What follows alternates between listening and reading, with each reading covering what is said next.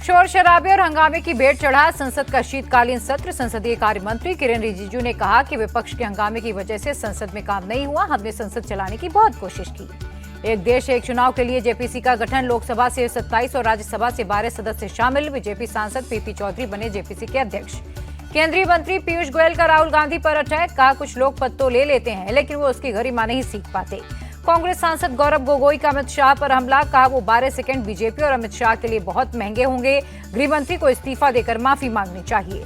शिवसेना शिंदे गुट के सांसद नरेश मास्के ने भी कसा तंज, कहा बच्चों जैसी हरकतें करते हैं राहुल, उनकी खुद की बाबा साहब से तुलना गलत है।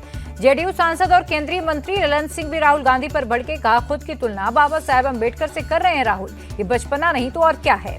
ललन सिंह बोले राहुल का सपना प्रधानमंत्री बनने का और व्यवहार छात्र नेता की तरह, ये सब अपरिपक्वता के गुण है, लोकतंत्र ऐसे नहीं चलता। जेएमएम सांसद महुआ माझी बोले सत्र में बहुत उम्मीदों से आए थे, सदन नहीं चलने का दुख है, सत्ता पक्ष खुद नहीं चाहता सदन चले। संसद की एंट्री गेट पर सांसदों के धक्का मुक्की का मामला, बीजेपी और कांग्रेस के केस को क्राइम ब्रांच को ट्रांसफर किया गया।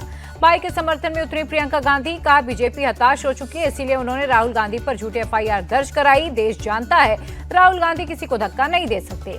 प्रियंका गांधी का बीजेपी पर अटैक, का असली मुद्दों से ध्यान भटकाना चाहती है मोदी सरकार, अडानी पर चर्चा से डरती है।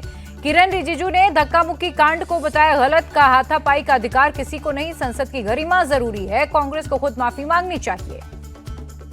शिवराज सिंह चौहान बोले कांग्रेस ने लोकतंत्र का गला घोटा, ये कांग्रेस के डीएनए में है। राहुल गांधी कांग्रेस की परंपरा को आगे बढ़ा रहे। राहुल गांधी पर हुई एफआईआर को लेकर बोले अखिलेश यादव, बीजेपी के पास ध्यान भटकाने के लिए बहुत सारे तरीके और मॉडल्स हैं।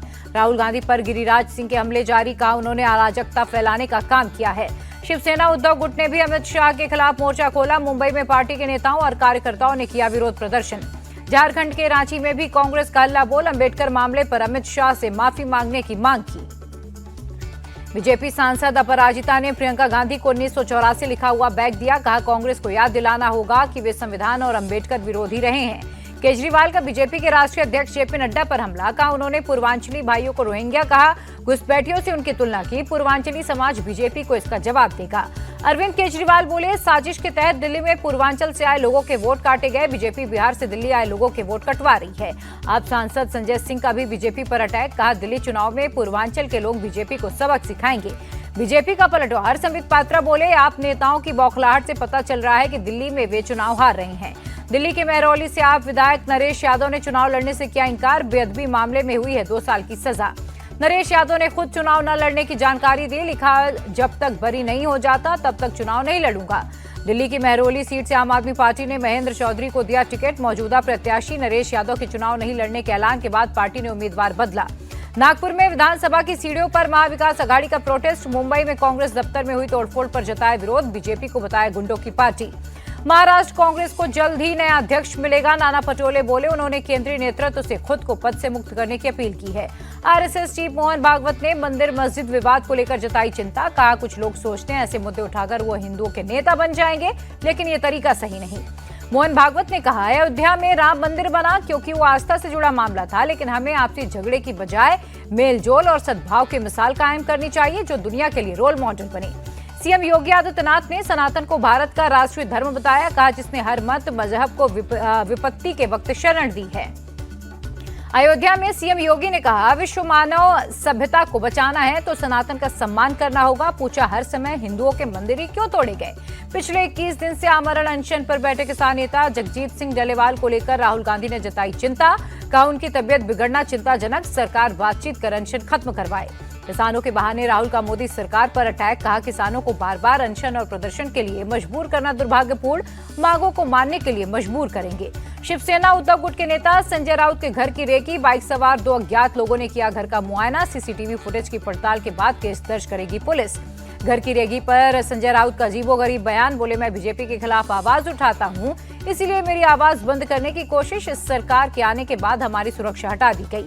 विधान भवन में मुख्यमंत्री देवेंद्र फडणवीस से मिले आदित्य ठाकरे, 1 हफ्ते में दूसरी मुलाकात, संजय राउत के मुंबई और दिल्ली के घर की रेकी को लेकर हुई बात। पर बड़ी हिंसा मामले में न्यायिक जांच के आदेश, सीएम देवेंद्र फडणवीस ने दिए निर्देश। दिल्ली हाईकोर्ट ने इंडिया टीवी के चेयरमैन रजत शर्मा के डीप फेक वीडियोज को हटाने का दिया आदेश। हाईकोर्ट ने रजत शर्मा के पर्सनालिटी राइट्स को रखा सुरक्षित। मेटा प्लेटफॉर्म्स के इंस्टा और फेसबुक से डीप फेक वीडियो हटाने के निर्देश, जस्टिस अमित बंसल ने दिया फैसला। सशस्त्र सीमा बल के 61वें स्थापना दिवस पर सिलीगुड़ी में कार्यक्रम, गृह मंत्री अमित शाह भी समारोह में हुए शामिल। कांग्रेस कार्यकर्ता प्रभात पांडे की मौत पर यूपी पुलिस का बड़ा एक्शन, लखनऊ स्थित कांग्रेस दफ्तर का कमरा नंबर 30 हुआ सील। मौत से पहले इसी कमरे में अचेत पड़े थे प्रभात। कांग्रेस ऑफिस के सीसीटीवी की भी जांच हुई, फॉरेंसिक टीम ने की छानबीन। बुधवार को लखनऊ में प्रदर्शन के दौरान हुई थी प्रभात पांडे की मौत, परिवार ने जताई थी हत्या की आशंका। प्रभात पांडे की मौत मामले में यूपी कांग्रेस अध्यक्ष अजय राय को नोटिस, पूछताछ के लिए बुलाया गया। यूपी कांग्रेस अध्यक्ष अजय राय ने सबूतों से की गई छेड़छाड़ के आरोपों को बताया गलत, कहा जांच में हम पूरी तरह सहयोग कर रहे। राहुल गांधी ने मृतक प्रभात पांडे के पिता से की फोन पर बात, परिवार को हर संभव मदद का दिया भरोसा। संभल में एसआई की टीम ने किया प्राचीन शिव मंदिर का सर्वे, 5 तीर्थ और 19 कुओं का भी निरीक्षण। संभल से सपा सांसद जियाउर रहमान बर्ग के अवैध निर्माण पर चला बुलडोजर, प्रशासन ने घर के बाहर बने अतिक्रमण को हटाया।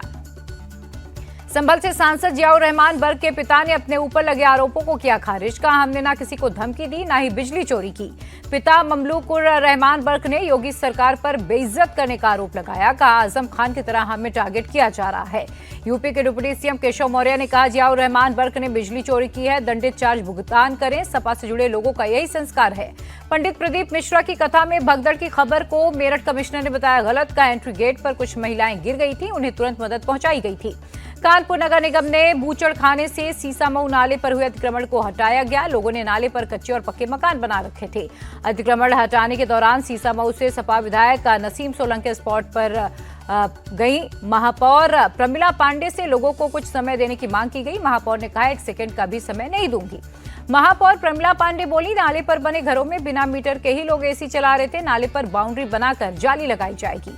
फतेहपुर के महाखेड़ा में अतिक्रमण हटाने का काम तेजी से जारी, सड़क का चौड़ीकरण करने के लिए प्रशासन हटा रहा है अतिक्रमण। लखनऊ में सीएम योगी ने किसानों से किया संवाद, हर संभव मदद का दिया भरोसा। बीजेपी नेता सीटी रवि को कर्नाटक हाईकोर्ट से राहत, मंत्री लक्ष्मी हेब्बालकर मामले में तत्काल रिहाई का दिया आदेश, कहा गिरफ्तारी की प्रक्रिया ठीक नहीं।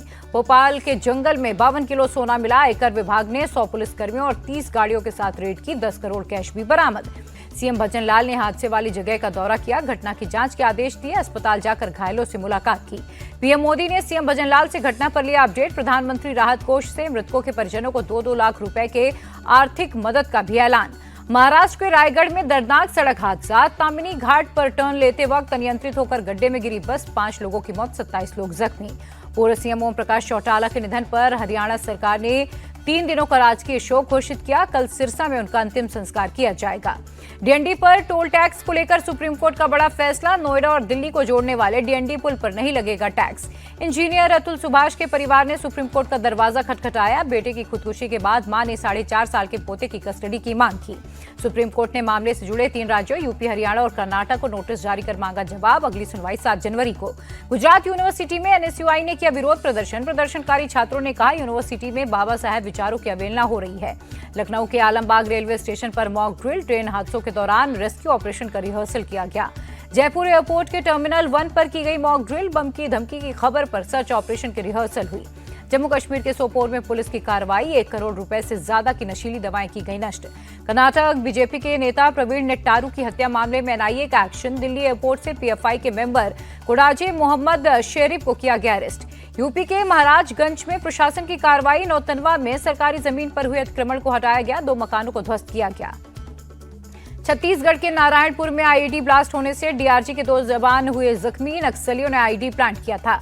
एक्टर मुश्ताक खान अपहरण केस में यूपी की बिजनौर पुलिस ने एक आरोपी आकाश उर्फ गोला को पकड़ा, एनकाउंटर के दौरान आरोपी के पैर में लगी गोली। असम पुलिस ने बांग्लादेश की जमातुल मुजाहिदीन और अंसारुल्लाह बांग्ला टीम के 8 उग्रवादियों को पकड़ा, बंगाल, केरल और असम से गिरफ्तारी हुई। दिल्ली विधानसभा में क्रिसमस कार्यक्रम का आयोजन, सीएम आतिशी भी हुई शामिल। एमपी के इंदौर में खजराना गणेश मंदिर पहुंचे सीएम मोहन यादव, विधि विधान से पूजा कर लिया बप्पा का आशीर्वाद।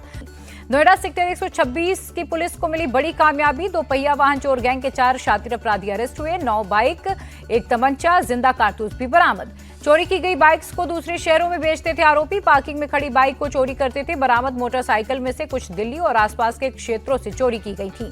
बांग्लादेश सरकार के सलाहकार महफूज आलम ने असम, पश्चिम बंगाल, त्रिपुरा को बांग्लादेश का हिस्सा बताया। भारत ने बांग्लादेश सरकार से ऐसी टिप्पणी नहीं करने की चेतावनी दी। अडानी ग्रुप बिहार में thermal power, cement production, food processing और लॉजिस्टिक के क्षेत्र में 28,000 करोड़ रुपए का करेगा निवेश। बिहार में श्री सीमेंट 800 करोड़ रुपए निवेश करके और जेके लक्ष्मी सीमेंट बिहार के मधुबनी में 500 करोड़ रुपए के निवेश करके कारखाना लगाएगी। हल्दीराम ने भी बिहार में 300 करोड़ निवेश करने का ऐलान किया। बिहटा के सिकंदरपुर में 12 एकड़ में फैक्ट्री बनेगी। 2027 में प्लांट ऑपरेशनल होगा। राजस्थान के जैसलमेर में वित्त मंत्री निर्मला सीतारमण ने राज्यों और केंद्र शासित प्रदेशों के डेलीगेशन के साथ केंद्रीय बजट पर चर्चा की। भारत का विदेशी मुद्रा भंडार घटकर करीब 6 महीने के निचले स्तर पर आ गया। 1.98 अरब डॉलर घटकर 652.87 अरब डॉलर रह गया। ऑल टाइम लो के बाद रुपए ने बढ़त हासिल की। अमेरिकी डॉलर के मुकाबले रुपया 10 पैसे मजबूत हुआ। $1 की कीमत 85 रुपए 3 पैसे हुई। हफ्ते के आखिरी कारोबारी दिन भी शेयर बाजार गिरावट के साथ बंद हुआ। सेंसेक्स करीब 1176 और निफ्टी 364 अंक लुढ़का। 26 दिसंबर को ऑस्ट्रेलिया के खिलाफ भारत खेलेगा चौथा टेस्ट मैच। ऑस्ट्रेलियाई टीम ने चौथे और पांचवें टेस्ट के लिए टीम का ऐलान किया। मेलबर्न और सिडनी के लिए ऑस्ट्रेलियाई टीम का ऐलान। टीम में 4 बदलाव किए गए। ओपनर नाथन मैक्सविनी टीम से बाहर हुए। चैंपियंस ट्रॉफी के हाइब्रिड मॉडल से पाकिस्तान खुश हुआ। पूर्व पाकिस्तानी क्रिकेटर जावेद मियांदाद बोले, बीसीसीआई से ज्यादा मुनाफा कमाएगा पीसीबी। चैंपियंस ट्रॉफी में भारत पाकिस्तान मैच को लेकर बड़ी खबर सामने आई। रिपोर्ट्स के मुताबिक 23 फरवरी को दुबई या कोलंबो में मैच खेला जाएगा। आईसीसी की मोहर के बाद चैंपियंस ट्रॉफी 2025 टूर्नामेंट को हाइब्रिड मॉडल के तहत खेला जाएगा। पाकिस्तान चैंपियंस ट्रॉफी की मेजबानी करेगा।